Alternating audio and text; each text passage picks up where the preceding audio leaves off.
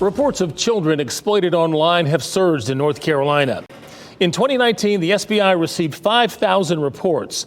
This year, it's projected to hit 33,000, a massive upgrade. 5 on your side's Keely explains what's driving this spike and how parents can protect their children. You need to take the phone and see everything they have open. Kathy Hanrahan is a WRAL reporter and digital content creator. Plus, she's a mom of 2. She keeps up with online trends, but her best resource is her 12-year-old son. The most important thing is keep that dialogue. That advice aligns with Kevin Roughton, a parent and head of the NC Internet Crimes Against Children Task Force. Have you seen situations where you thought, wow, if that child or that teenager had just gone to a trusted adult earlier on, so much of this could have been avoided?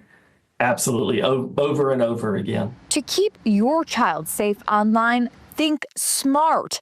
Set up their devices and passwords, monitor their activity, approve apps, restrict inappropriate content, and talk about online threats. Important and ongoing conversations worth having, considering reports of online crimes against North Carolina kids have increased 6-fold in 5 years. Certainly the expansion of technology in all spaces leads to more tips. But I also think that companies, to their credit, are doing a better job at trying to find it. According to the SBI, financially motivated sextortion is rising. And this week, a High Point man was charged for his part in operating a global child exploitation ring, with the Attorney General calling it one of the, quote, most heinous online child exploitation enterprises. In 2025, local law enforcement agencies across the country released a list of apps parents need to know about.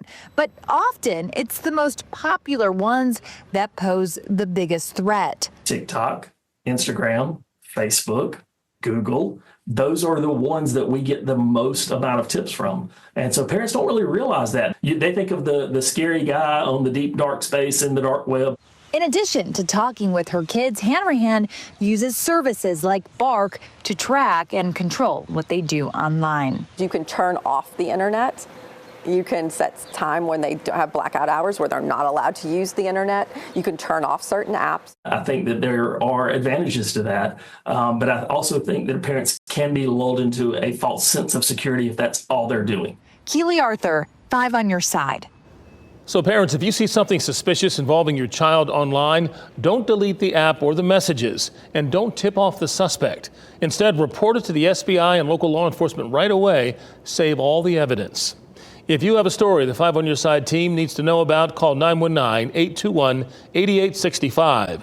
Or you can send an email to callkeely@wral.com.